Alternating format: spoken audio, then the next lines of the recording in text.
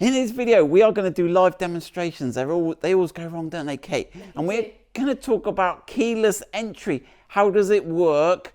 What are the cool things about it? What's the problems with it? And how you can deactivate keyless entry on your Land Rover Defender. So I'm going to try and do this quickly. So the Stig R110 doesn't have keyless entry. I've got to go up to the Stig. I don't have this button on the door. I have to go and physically press the unlock button.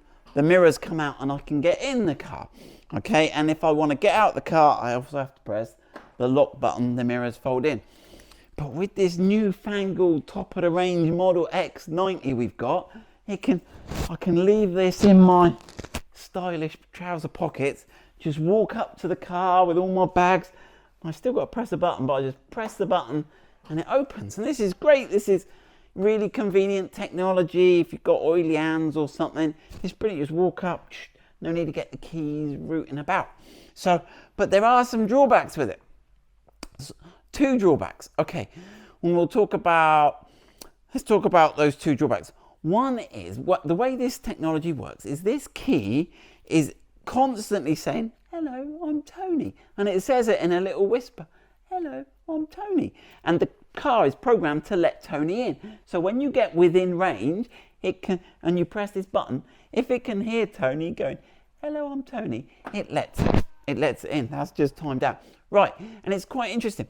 But what people can do is they suck the "Hello, I'm Tony" message. If you leave the key near your front door, there's some things, and I think it's called remote theft, and they suck the "Hello, Tony," they send it, and then they have another person that has got a device and it's listening to the one in the house, and it goes, "Hello, I'm Tony," and it tricks the car into thinking the key is next to the car. And what they say is you need to put your key in a microwave or a metal tin or something so that it's still going, "Hello, I'm Tony," but it's muffled.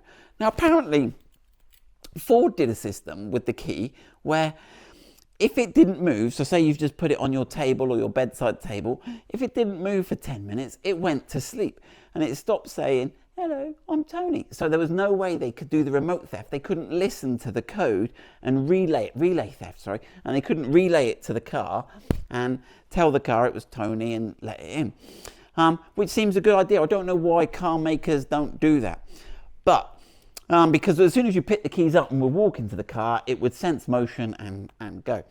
Right, the other problem we've got is if I'm camping in a roof tent or in a thing very close, and we'll test the range of this key in just a minute. If I was slept up here and I've got my key with me, that key would be up there. Someone could come along in the middle of the night and just, does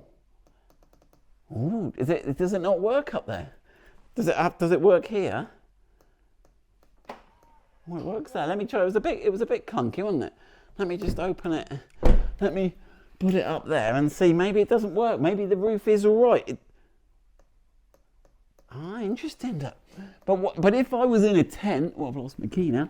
But if I was in a tent adjacent to the car, I think it would work. So if you're camping in proximity, and the roof tent thing may well work, that was you want to disable it. So I'm going to do right. So let's just do two things quickly. You all want to know how to disable it, and I'll show you how to do that. Right, let's just test the range. So Kate, if you come out here and you press the button, and film me over here. Right, so press the button. Nothing's happening, no? No.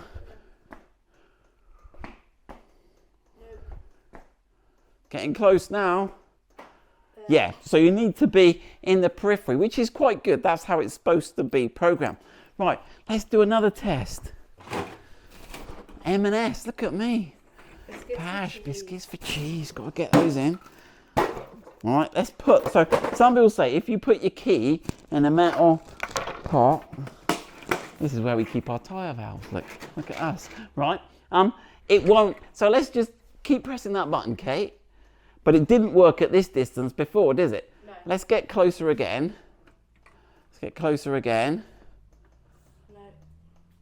No. So that, it does work inside it, but it has reduced the range. So keeping your keys in a biscuit tin could reduce the risk of relay theft. Right, the last right. So let's see. So if you don't want this funky and you want to make the key not keep saying, hello, I'm Tony, there's a way to disable it. So let's have a go.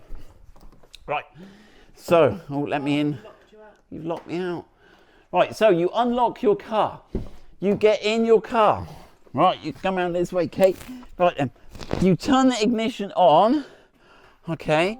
Turn the ignition off again, okay? And then while it's just powering down, press the headlight button 3 times. 1, 2, 3. The lights will flash, and then press unlock. Now, my indicators flash then, and I don't think it works. I think if your indicators flash, we'll test it. I think you've done it wrong. So let's try. You see, that hasn't disabled it because I've pressed that. So let's try again. I think I've got to do it a bit quicker. All right, here we go. So we sit in the car. All right, turn the ignition on. Turn the ignition off. Right, and let's go for rapid fire now. 1, 2, 3. Unlock. Now, the indicators, the hazards didn't flash.